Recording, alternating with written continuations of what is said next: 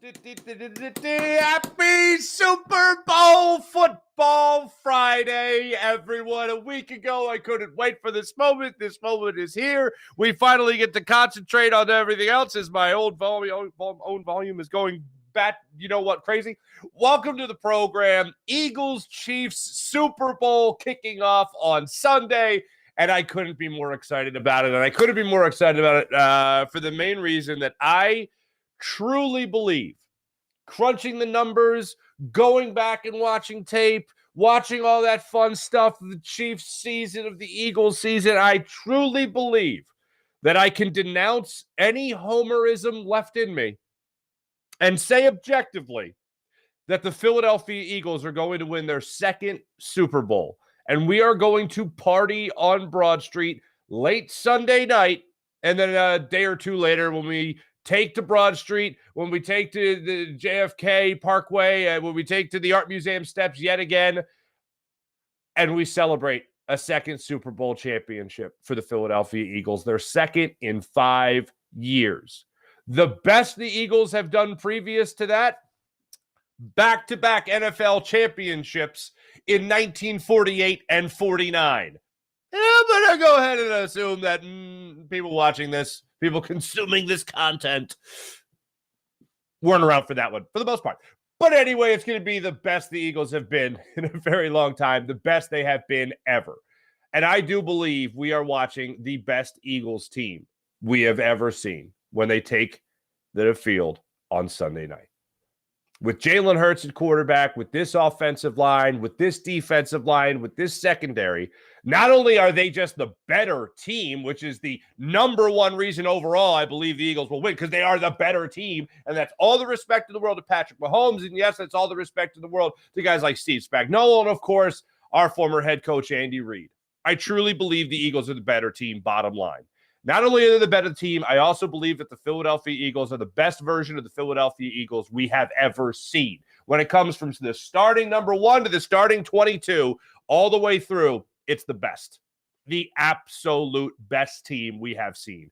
When you talk about depth, you can certainly look at that 2017 team without questioning the fact that they did the impossible. They beat Tom Brady and the Patriots in that Super Bowl with Nick Foles as their quarterback and all the subs, all the replacements, Halapoulivaati Vaitai in for Jason Peters just as an example. They did it in a miraculous, incredible way.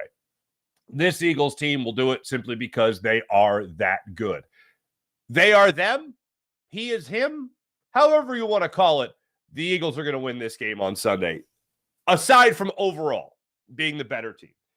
When you crunch the numbers and you look at it, it's really astonishing. I'm sure you've seen the numbers by now. The Chiefs and the Eagles have scored the same amount of points. The Chiefs and the Eagles, obviously, number 1 seed going into this game. When I say score the same amount of points, I mean through the season. How incredible is that?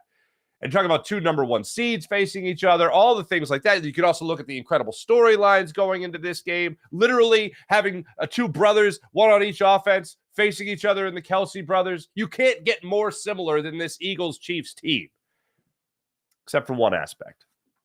But let's go through a couple of things that make them so damn similar, so damn close. You look at yards per game, Chiefs are number 1, Eagles are third. Points per game, Chiefs are number 1, Eagles are third.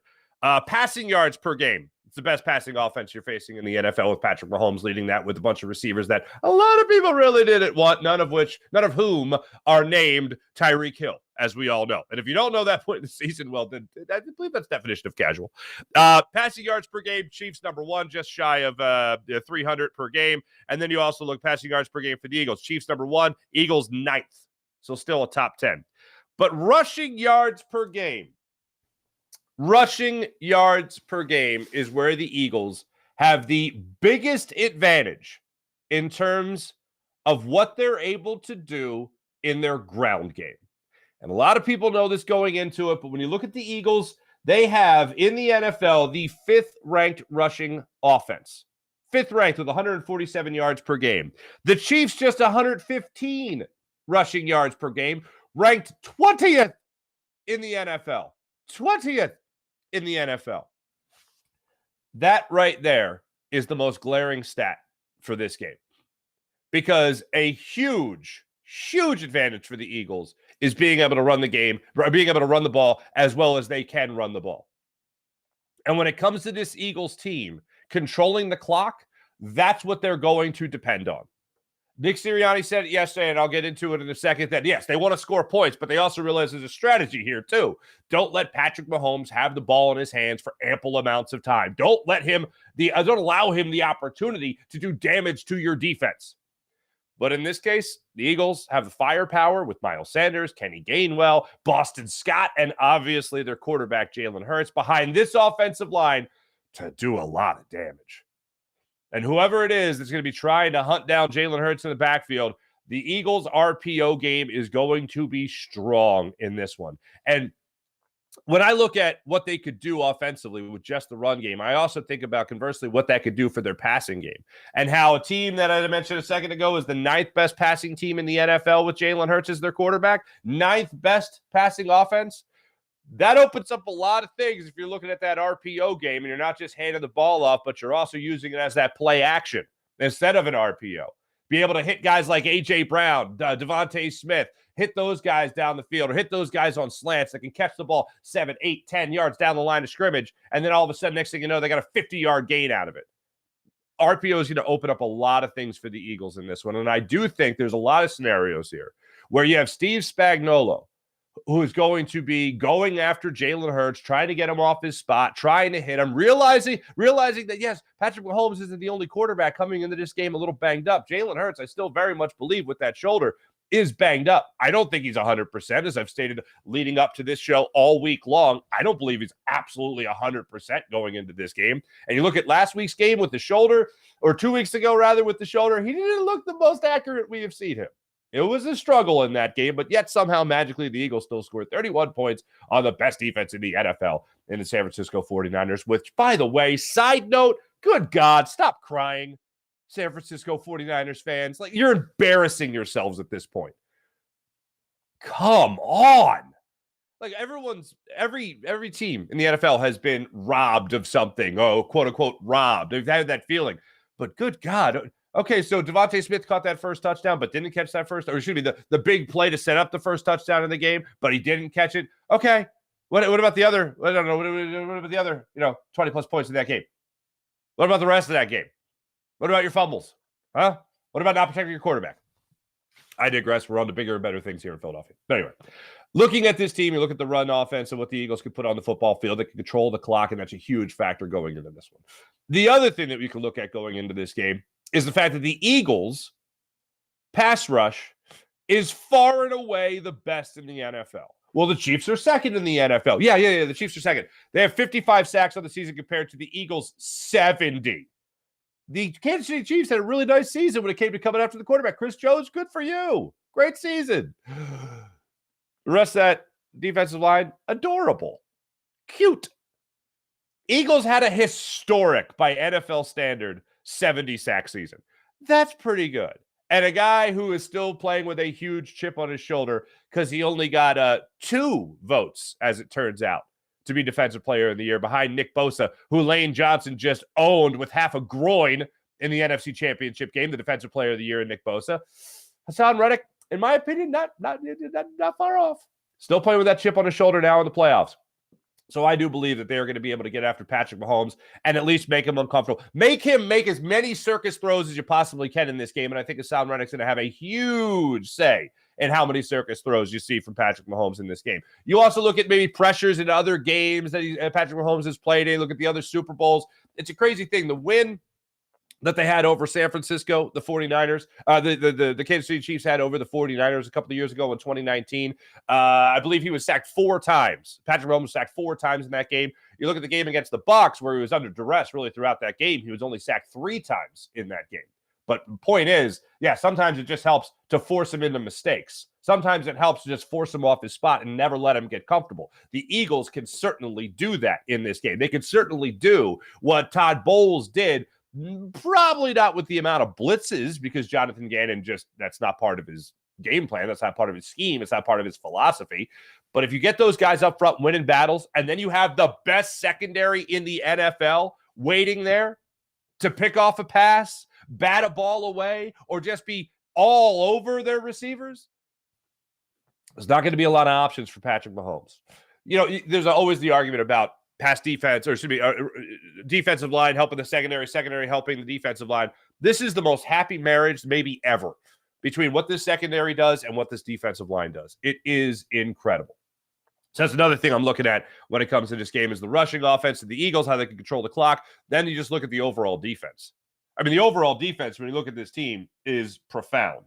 I mean, you're talking about points per game. The Eagles, top 10 defense. You look at the Kansas City Chiefs, top 16. You could say that. So they're, middle of the pack, more or less. But then you look at this. Yards allowed per game. Eagles just over 300. And then you look at the yards per game with the Kansas City Chiefs, 328. So that's out of the top 10. Eagles are the second best team in the NFL, second to the team they just beat in the San Francisco 49ers. Then the sacks are a huge thing. And probably the number one matchup I'm going to be watching on this field is what Hassan Reddick does with Andrew Wiley in this game. Because that, to me, is a huge factor in this one. When I look at what Andrew Wiley can do at the right tackle position, and then I look how Hassan Reddick has lined up over right tackles for the vast majority of this season and had the season that he has had. If you're Eric Bieniemy, if you're Andy Reid, the guy you're watching for this whole game is Hassan Reddick. And the beauty of that is that unlike the Kansas City Chiefs, who have one guy with the vast majority of their sacks, unlike that, you have four other guys that have 10-plus sacks on the season, as all Eagles fans know. Hassan Reddick's the number one culprit. But then on the other side, you're going to have a pretty nice matchup there with Josh Sweat going up against a Pro Bowler, their left tackle, Orlando Brown. You got an all-pro center they have as well. So there you go. When you go to Kelce, this is what they have in the middle of their offensive line. That's two really good centers in this game as well. I know everyone's focused on Kelce versus Kelce when it comes to the offense being on the football field for both teams. But the center matchups, for all the young kids out there, you'll be watching. If you want to play center in the NFL, watch this game. Take note. It's going to be amazing. But bottom line is, when you think about what this Eagles defensive line can bring to the table, when you're trying to stop Hassan Reddick, Josh Sweat can come around the other side. Brandon Graham can come off in rotation. And by the way, another 11 sacks there as well. When you look at what you could get in the middle with Javon Hargrave making the push in the middle of the line of scrimmage, Fletcher Cox being there as well. And then just whatever you want, Ndamukong Suh, Linval Joseph, Jordan Davis. This is a stacked defensive line. Offensively speaking, when you talk about differences between these two teams, the biggest difference, without question, is the running offense of the Philadelphia Eagles versus the Kansas City Chiefs, as I just pointed out. Defensively, oh my goodness.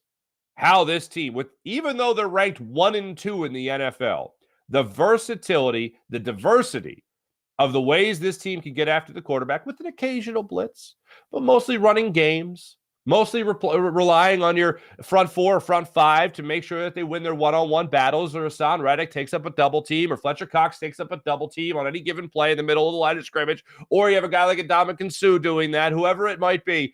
This defensive line is going to get after the quarterback. It's not going to amount in some crazy 6-sack game, but it is going to amount in a lot of pressures, a lot of opportunities for Patrick Mahomes to force a bad throw, to make a mistake, or just even kill a down by having to throw the ball away.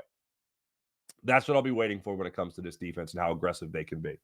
When you look at the rest of the stats, takeaways defensively, takeaways, another glaring thing here. Eagles had 27 on the season compared to just 20 for the Chiefs.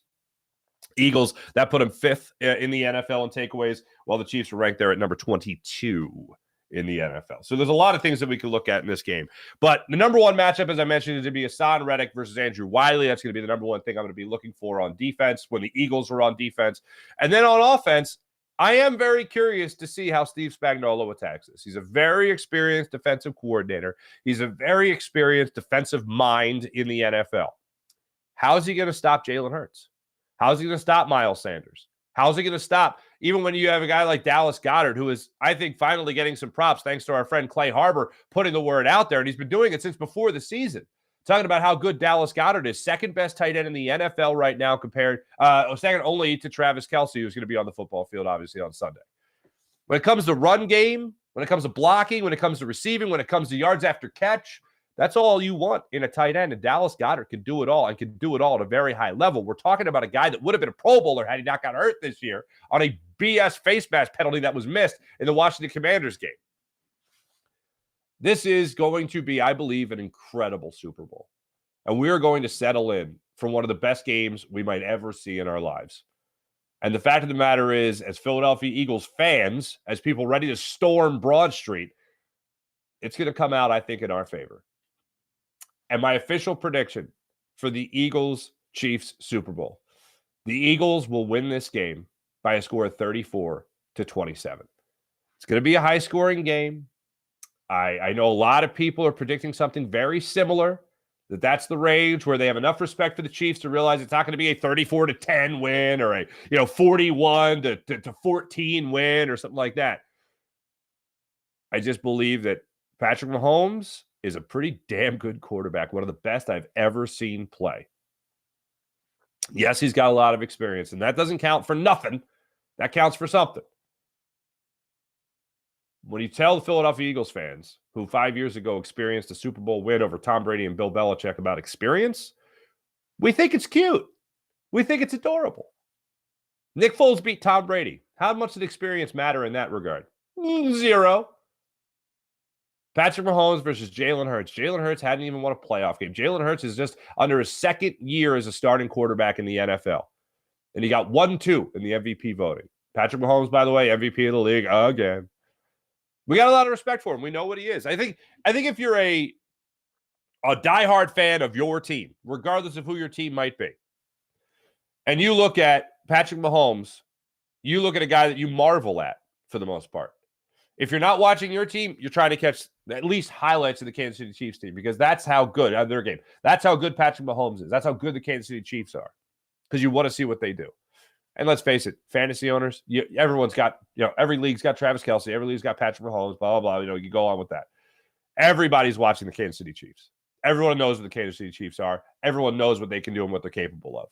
So I think that's why people are so knowledgeable about what they bring to the table. There's no disrespect there. It just comes down to the overall better team, without question, heading into this game is the Philadelphia Eagles. And I truly believe the Eagles are going to take home a 34-27 Super Bowl victory over the Kansas City Chiefs. And I'll see you guys. I'll see you guys on Broad Street that night. And I'll see you in Center City during the parade. Can't wait for it. Eagles are going to win this game, baby. I'm very excited. I'm very stoked. I can't wait for it. Kickoff. It can't happen sooner. A couple other news and notes. I like using that word adorable because I think it applies here as well. Did you know this season, the Kansas City Chiefs, the 4 best pass rushes they faced this season? Seattle Seahawks with 45 sacks. The Milwaukee Bucks. That's hilarious. I miswrote Bucks in my notes. The Tampa Bay Buccaneers also with 45. The Indianapolis Colts with 44, and the San Francisco 49ers also with 44. That's the best they faced this year. Now you're going to be facing a team with 70 sacks. And here's the other thing. Those other teams, here's the crazy thing. Listen to this. Those other teams, Seattle, Tampa Bay, Indianapolis, and San Francisco, they try to get after the quarterback. The Eagles just win their battles. I'd be willing to bet the lowest blitz rate of any of those teams is the Philadelphia Eagles. It's not goes to the Eagles' favor for that. That's a nice little thing.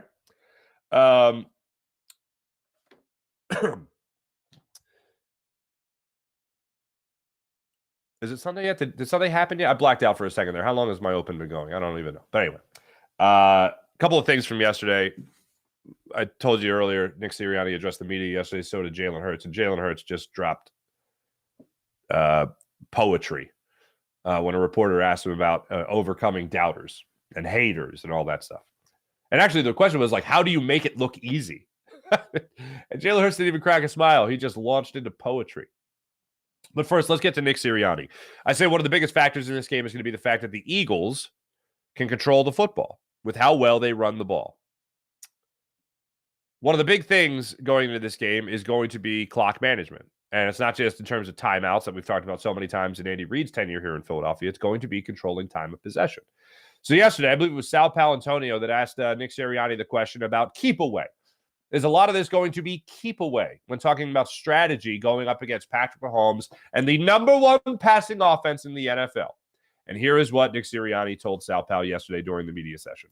Our job is to score points on offense, and so sometimes that's the way you play it is a keep away battle. Sometimes it is to try to score as many points as you possibly can. I've always been in the school of scoring as many points as you possibly can and trying to score more than the other guys.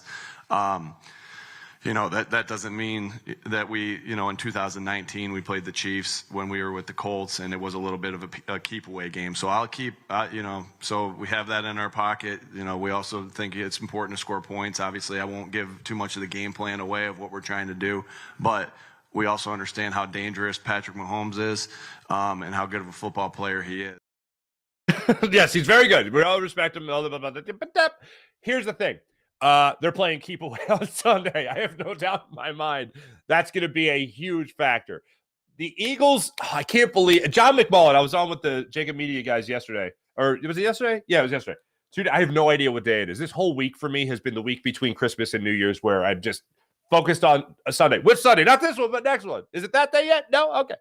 But as this week has gone on, as I drop my legal pen, I've never thought more about the opening coin toss. I've never thought more about the coin toss ever going into a football game than I have for this one. And John McMullen asked me that question. He goes, how important is the coin toss for you? And I can tell, and I know John pretty well by now. I'm like, John's been thinking about this as much as I have. I said, John, I was watching some highlights the other day, and I'm just watching these offenses have the explosive plays, also have the long drives and the whole thing. They're both are capable of doing it, but the Eagles have the best chance to do it because of their run game. And I'm like, wow. So the Giants gave Jalen Hurts the ball first. The 49ers gave Jalen Hurts the ball first. That's a bad idea. I understand conventional wisdom. And if you're asking me, would you rather receive or defer? I would rather defer because you have an opportunity then to obviously score in the first half, and then you get the ball to start in the second half, and it's almost like you could use that as a turnover. If the other team is driving and they run out of time, it's like, oh, they can't use it. It's like a turnover. It's like a guaranteed turnover. Plus, you also have the opportunity to score at the end of the first half, double up with the possession in the second half. There's multiple reasons why you do it. Generally speaking, you're asking me, you want to receive or defer? I want to defer. That's why you see it so often in the NFL. Generally speaking. But this is why there are many chapters to that book. Facing Jalen Hurts, you don't want to give him the ball first. You're facing Patrick Mahomes, I don't want to give him the ball first either. But if the Eagles are going to get that ball first, if they're going to win that coin toss, if they're going to have that first possession, I think regardless of it, I just want to know who gets the ball in the second half. But if the Eagles get that ball first, so most likely if the Chiefs win the coin toss and defer to the Eagles and Jalen Hurts gets that ball, I want to see a 10 to 15 play, 75-yard touchdown drive. And if the Eagles are able to do that, oh my goodness. I want to see the win percentage. Sometimes on ESPN Game Tracker, you can see like the win percentage. The win percentage went from like 5 to 75. It went from 50 to 99.8, right? I have great confidence in this team being able to win this game.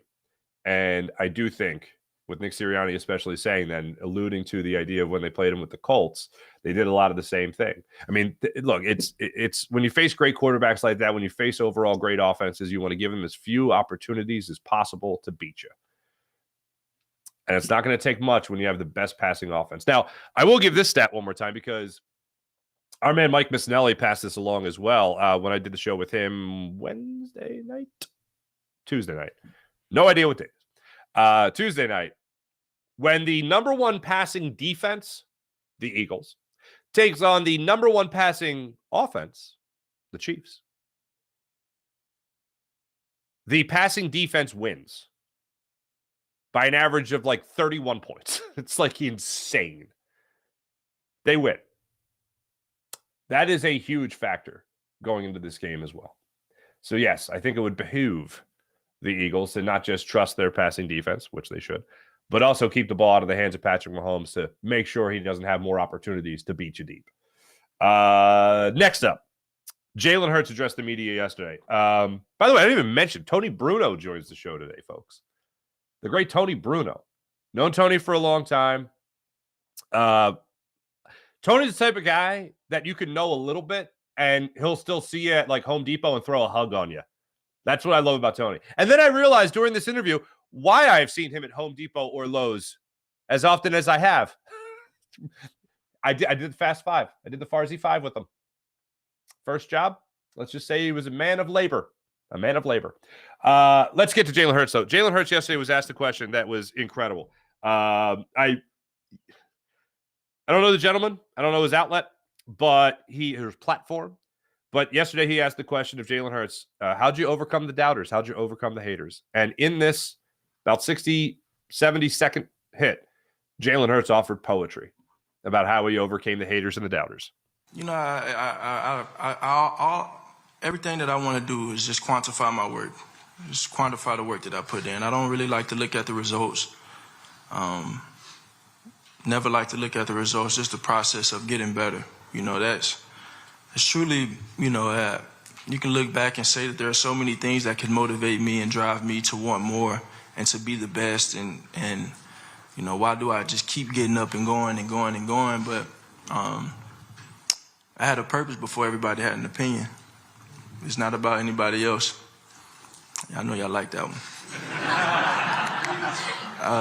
But it's not about anybody else. It's just about going to do it because that's what you want. That's what you set out there to go do. So, you know, I've always been my biggest critic. You know, and as the success has come, it'll continue to stay that way.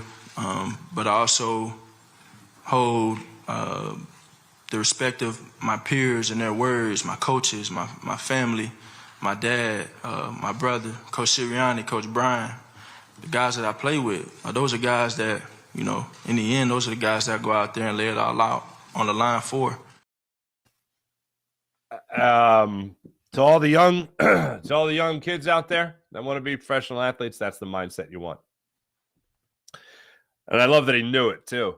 I had a purpose before anybody had an opinion. Yeah, y'all like that, don't you? And it's great. I've said for the last 2 years, even going into last year, there is no better mindset I want in an athlete than the mindset of Jalen Hurts. There's no better mentality I want in any athlete that's ever played in Philadelphia, that will ever play in Philadelphia, than the mindset of Jalen Hurts. The work ethic, the determination, the dedication to the craft, and let's face it, the results, pretty damn good. Pretty damn good. Before I get to the chat check, we're going to have Tony end the show. I'm doing a hit for Fox today, so I got to get over to the studio. They're only in Phoenix. They're only in Arizona. They're only in Glendale. They're having me go to Old City. Thanks, Mike and Alex. Anyway, let me tell you about Steven Singer of Steven Singer Jewelers. Ladies and gentlemen, oh my goodness. How many? 4 days away from Valentine's Day. Great. 4 days away from Valentine's Day. Steven Singer Jewelers. One place, one price. The perfect price online at IHateStevenSinger.com. That's IHateStevenSinger.com. How about Manscaped? 20% off and free shipping when you use promo code Farzi. That's 20% off and free shipping when you use promo code Farzi at Manscaped.com. You'll enjoy their Platinum Package 4.0, which is the best hygiene bundle yet. Also, Freestone Farm CBD, FreestoneFarmCBD.com. Enjoy all they have to offer at FreestoneFarmCBD.com. Use 20% off when you use promo code Farzi at FreestoneFarmCBD.com. You'll enjoy the tropical tasting Bayox, the clock center, the chart topping 24.1%, and their super CBD, which is half Hindu, Kush, and 21%. Genetics are off the charts. Freestone Farm CBD, FreestoneFarmCBD.com. How about PHL Sports Nation, Philadelphia Sports Nation, enhancing your Philadelphia sports fan experience across all social media and blogs. That's PHLSportsNation.com. Check. Let's see how you guys are doing today. Kevin, what's going on, Kevin? Fuji, what's up, Fuji? Go Birds. April, wearing my B-Dog jersey to work today, bringing all my others for coworkers to wear for Jersey Day. That's good of you. That's nice, April. Don't let him jinx the jersey, though. Just kidding. We have Nick. Oh, I just did it. Nick Sirianni. No superstitions. Let Hassan Havoc Reddick set the tone. Fuji, I agree. Let's go Eagles. Mihai, what's up, Mihai? Hey, happy Football Friday, everybody. Eagles win 31-24 in a similar fashion to Super Bowl 52. Very nice. All I'm going to say, we need this Super Bowl win if we're going to be nationally hated. I think we already are. Did you see Kelly Clarkson trying to rip us the other day? I'm like, it's from Kelly Clarkson. I'm not really that offended. Sue's third Super Bowl in a row. That's right. Yeah, Fuji, you're right. I have a bag of Amorosa rolls in the freezer from our last trip. Breaking them out on Sunday. That's awesome. April, that's awesome. Michael Branconi. What's up, Michael Branconi? Mark, you're my favorite sports talk. Oh, you're my favorite sports talk host of all time. Go Birds. Thank you so much. Michael, thank you. Mark with a C, not Mark with a K. No worries, Michael. Thanks, buddy. Keep that ball out of Mahomes' hands, says Sean Gillespie. What's up, Sean? April, what are even days? I don't even know. April, wish we could share pics and gifts in the chat. Please tell me you saw the pic of Ben Simmons in the empty Fresh Prince living room talking. That's a shame. That's a shame. Jamie Apodi. I got to give credit to Jamie Apodi. I saw her on the old Action News, right? And she was talking about the Nets, and she goes, so now Ben Simmons is the only, net of note. So I guess that means they got no shot.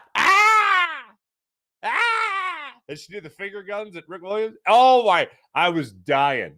Jamie Apodi made the greatest, I won't say dad joke, obviously. I'll say parent joke. It was awesome. I literally laughed out loud. Oh, why sipping my espresso this morning? Boop. PJ, I'm going to get the phone with YouTube because that's a great idea. And, of course, the internet doesn't miss. Yeah, I'll have to check it out later. Ladies and gentlemen, please enjoy this conversation with my friend Tony Bruno. We talk Super Bowl. We talk about him on Radio Row. We play Farzy 5. The amazing thing is, I think I asked I told Tony it'll be a tight 10 from Radio Row. I asked, I think, 3 questions, including how are you, my friend? And that was 9 minutes. Tony just hit a gear, man, and I just got the hell out of the way. Thanks for watching. Thanks for listening. Eagles are going to win the Super Bowl. Talk to you about it on Monday morning, probably Sunday night as well. Also, Jacob Media pregame show. I'll be with Seth Joyner, Derek Gunn from Ocean Casino. Halftime, I'll be with Devin Caney. And then I'll see you guys on Broad Street. Jim Hyden, producer program, did a wonderful job. This is a Buzz Sports Entertainment production. My name is Mark Farzetta. Without further ado, let's get to my good friend Tony Bruno as he joins us on the Rothman Orthopedics guest line.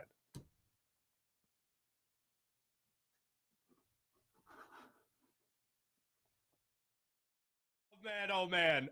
It is with deepest pride and greatest pleasure, ladies and gentlemen. We go to Radio Row for our friend Tony Bruno, the first-time guest of the Farzy Show now from the No Filter Network, nofilter.net. Tony, how are you, brother? Good. How come it takes the Eagles getting back to the Super Bowl before I'm a guest on the Farzy Show? Come on, man. What's the matter with you, bro? I am embarrassed. When I was thinking of, guess I want to get on this week, I was like, I got to get Tony. And then I thought, how have I not had Tony on already? I am embarrassed. My profound apologies. That's okay, man. I've been busy. I've been in Florida anyway, so I really don't have time to. No, I'm kidding, man. I moved to Florida in August of last year, and then a month later got hit by a hurricane in Cape Coral. So that's my luck. But everybody's okay, and the buildings weren't. My condo wasn't destroyed, so we're okay. We're safe. Robin and I are happy. And it's a dry heat. And no, there's a dry heat here. It's very humid in Florida. So that's the difference. But they're both good places. Everybody either comes to Phoenix or Florida this time of the year to get away from the snow and the ice. And it's snowbirds. You got spring training baseball starting here next week, starting in Florida, the Phillies. And so as soon as football's over, man, boom, we go right to baseball spring training. Mm-hmm. No, absolutely. And last I checked, Tony, that hurricane was complaining that it got hit by you, my friend. Well, I actually stopped it. It would have been much worse. Then when it got to my neighborhood and it saw that I lived there, I said, I'm not messing with that Bruno guy, man. He's connected. He's not mafia, but he knows a lot of people. He knows a lot of bookies who will go after Jim Cantori and anybody else who gives him any crap. What is it like for you down there on Radio Row now? I'm sure it's buzzing as it always is. What's amazing? Marcus, I've been to 40 Super Bowls. There haven't been 40 Radio Rows because it didn't start until the 90s when sports radio started. There was the Fan in New York, then WIP, and then, the networks came along in the 90s. And, you can't have a Radio Row with 2 radio stations. That would be called a radio office. It would be like a studio and a small radio station. So then this thing built up with, syndication at ESPN and Fox. And so then it became a big deal. And the NFL got it right because they know that they can have people fly to a city, pay for internet to sit at a table and get a chance to talk to athletes who are coming around promoting products that they really don't know or care about, but they'll get paid to come by. But luckily now I know so many athletes who aren't pimping stuff, so it's not just one guy after another selling something. Like Ron Jaworski, he's here. A lot of Philly people. Brian Balding is here. Mike Golick. You name it, go down the list. And so I know all these people, so I don't have to go to their handler and say, hey, can you squeeze me in? They walk by and say, hey, come on, and they sit down. I had Trey Wingo, Mike Golick, Ron Jaworski, and Charlie Young all on at the same time. So that's the advantage of doing your own thing and not having anybody yell at you and say, you only got 1 minute, wrap it up. I could do a half an hour with somebody. I can do 5 minutes with somebody. So it's a freedom thing. I've been doing this for 50 years, and now people ask me what nofilter.net is, and I said it's where George Carlin lives, because we can now say the 7 words that you were not allowed to say back in the 60s and 70s on radio or TV. And now because I'm on the internet and you don't have FCC, but we don't curse because we want to or have to. We curse when it's necessary. We're like some comics can't go a sentence without using bad words. I can go maybe a paragraph without using a bad word. And so the bad words, they're just organic. And so I don't have to worry about, did you get that? Did you hit the dump button? And not that there's anything wrong with that. I'm not saying everybody should work blue. I don't work blue, but if somebody curses, I'm not going to have somebody in my ear, you can't say that, cut that guy off. So it's just fun to be free. And we have Eric Burns, who is a former major league player, played for the Diamondbacks. He was on the MLB network. He got canceled for being too outlandish. Jeremy Roenick, who hockey, great hockey player, great hockey analyst. He goes on a hockey podcast, jokes around about a threesome with his wife and their good friend who travel on vacation together.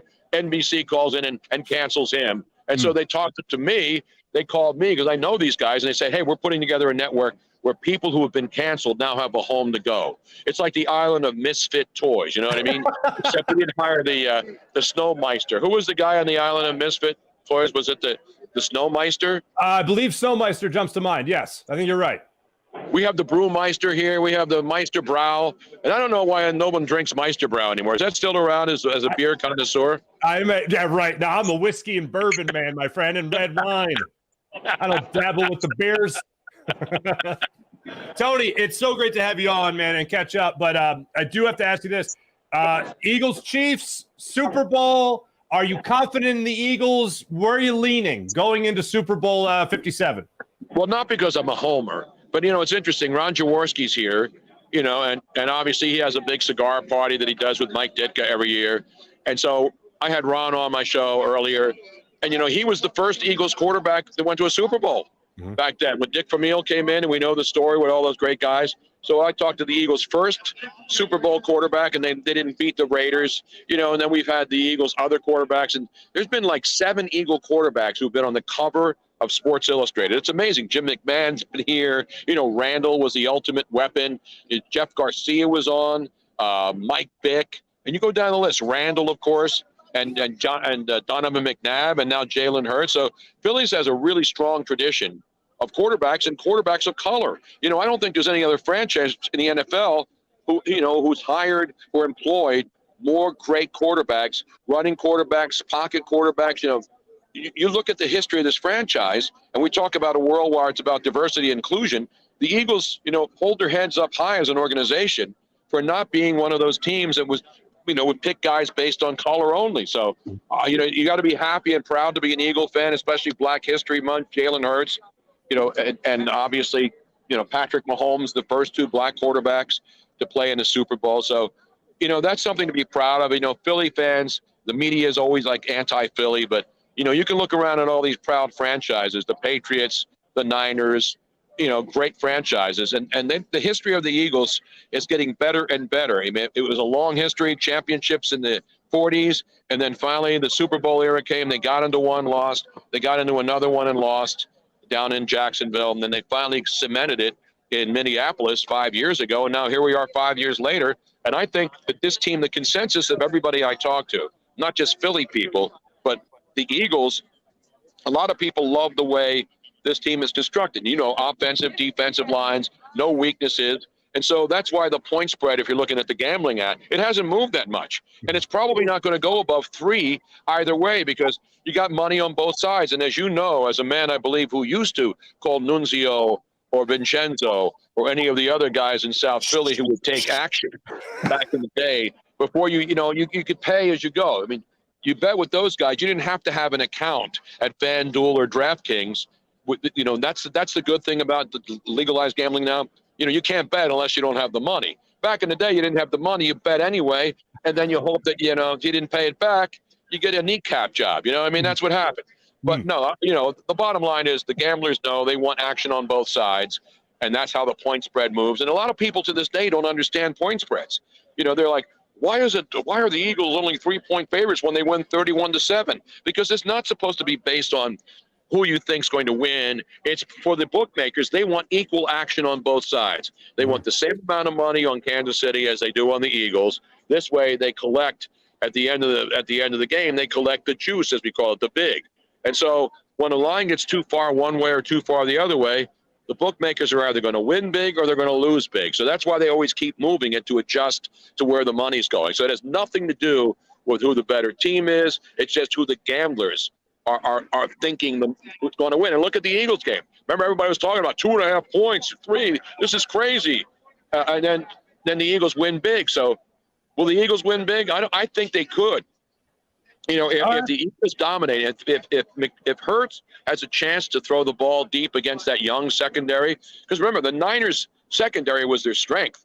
I mean, the Eagles were locking guys down. So Jalen had to stay in the pocket, just like Brock Purdy had to stay in the pocket, so they couldn't get loose. I think if Purdy were able to go outside, but the Eagles coaching staff did a great job. And I think they're going to do the same thing. As great as Mahomes is and Andy Reid has been, I think the pressure's on the Chiefs in this game, not on the Eagles. Because Andy Reid now, he has the Super Bowl, and he's got a great future Hall of Fame quarterback already. But right now, Mahomes is he's a little banged up, but he'll run if he has to. Same thing with Jalen Hurts. He's banged up. He'll run if he has to. So I think if this game is close, or if the Eagles find a way to take a lead in the fourth quarter, you and I know and everybody else knows, the Eagles have the ability to grind the clock down. And we saw it against the Niners. That game was out of reach.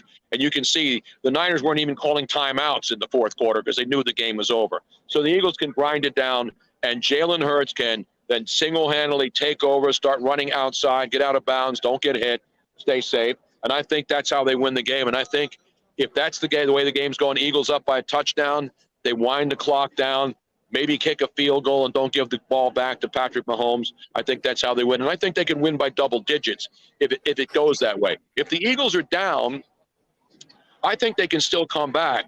But that's when Patrick Mahomes becomes Weapon X again, because he could single-handedly take over and do the same thing, that Jalen Hurts, and he has more experience at it. So to me, it's about mistakes. But if you look up front, the defensive and offensive lines, it's not even close. And I love Pacheco, the local kid, but Pacheco, this is going to be his first Super Bowl. And I think the Eagles will focus on making sure Mahomes doesn't get out and making sure Mahomes doesn't do any magic with the underhanded passes. And I think if they can control Mahomes, they're going to control this football game. And I think that's the way they can win this game. Not easily, but make it one of those, we don't have to wait till the last minute for this game to be. As I'm moving my camera around, I'm not on a Ferris wheel. I'm not on a tilt-a-whirl. I'm just Italian, so when I move, the camera moves. You know what I'm saying? So you can't see my hands because I'm too close. But if you could see my hands, it would be covering the camera like this. Because you do. Can you talk without your hands, Farsi, as an Italian? No, absolutely not. No way. We do this and we do this and we do this and hey, what's the matter with you? Hey, yo, how you doing? And so I like the Eagles, not because I'm a Homer Philly fan. I just think they're the better team. Seriously, I think man for man, they're a better football team. And the other advantage is as great as the link is, the Kansas City, if you've been to Arrowhead, that place is a huge advantage for the Chiefs, because we talk about home field advantage anymore. And in a lot of sports like hockey and NBA, we've seen that dominance of the buildings, because the buildings are now pretty much the same in the NBA and in hockey. That they're all the same sterile type buildings with the luxury suites. So that the home field, the home ice advantage or the home court advantage isn't as overwhelming when it comes to noise factor. But in football, Arrowhead's one of the loudest places on earth, and the link when it gets jacked up. So that factor goes away. Now, there'll be fans from both teams, and most of them will be corporate rich people who have no clue and don't care who wins or loses. So the Eagles will not be at the disadvantage of playing in Arrowhead, and I think that's a huge advantage for the Kansas City Chiefs, even more so than at the link, because as loud as the link gets, it's still not the point where you really can't hear anything. And I know that players hear things in the ear, but to me, that disrupts offenses when you're the visiting team in Kansas City. So that's been wiped out of the game. So I think the crowd noise deal here, there's obviously no wind factor. It's inside. So the field goal kickers are at the same disadvantage or advantage. There's no advantage. The kicking games will not be affected. Nobody's worried about the wind, which way they kick the ball. And so that neutralizes everything. So it's going to come down to mistakes, and it's going to come down to, who runs the ball better. And right now the Eagles, without a doubt, are the better running team. And the running game will open up the passing game. So there you have it. I don't know who the mic is. We were talking today with some of the quarterbacks, and we're talking to the former NFL guy, like, for example, Steve Levy, who did NFL and does hockey, and Trey Wingo was there where we're talking about it. And they were saying, when they do games, you don't have to say who the mic is. When you hear the quarterback, Mike's number 37, 37's the mic. And then you don't have to explain that anymore. The fans don't need to know who the mic is. They don't know who the, all the terminology. People want to hear play-by-play and color analysts, not get down to the minutia of who the mic linebacker is. And now it's kill, kill, kill, which I'm surprised the NFL is allowing quarterbacks to say kill, kill, kill in an era where we don't want to promote violence. No, sir. PC.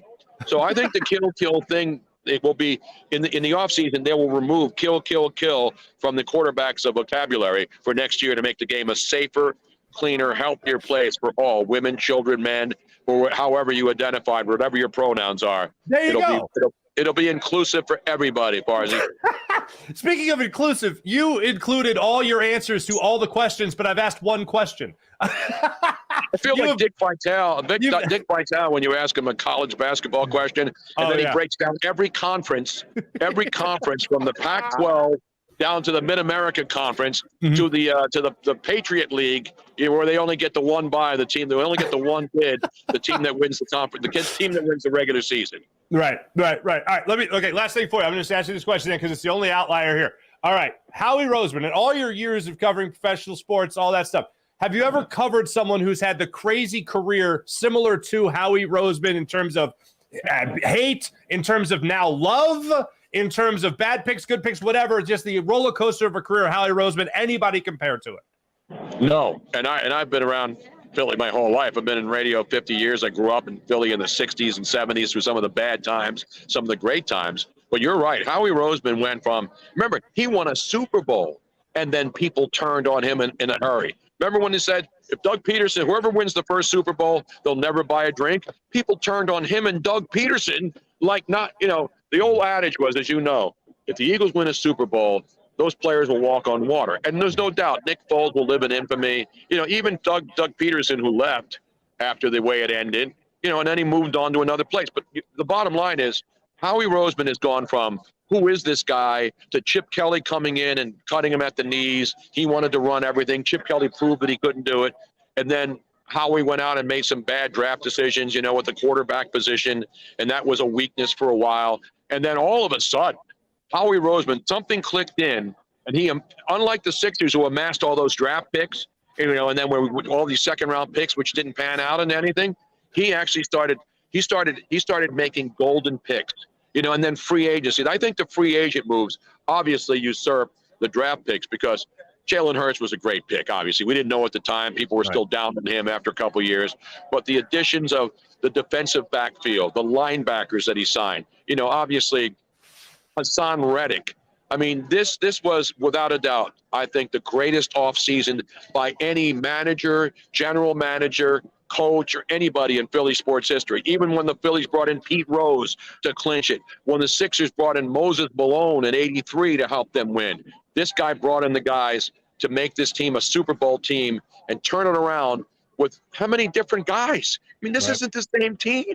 That's the amazing part. So I think Howie Roseman, I think he should get a pass for the rest of his career based on the job he did. I know it's Philly, and if they don't make the playoffs next year, we know we'll be pissed off again. But let's enjoy this ride, and hopefully they win another Super Bowl. That's real. Then we can start talking about. Remember when we mocked the gold standard? Oh, Yes, the Eagles of were the course. gold standard when the owner said that. I think if the Eagles win the Super Bowl, you got to put them up there as gold standard franchises. Oh, gold certainly. standard franchises. So I would agree with that. Real quick for you, Tony, I got fast 5 for you here. I got the Farzy 5 for you, a couple of randos, a couple of random questions for you. First thing, best job before you were ever in the media. What was your best job before you were in the media?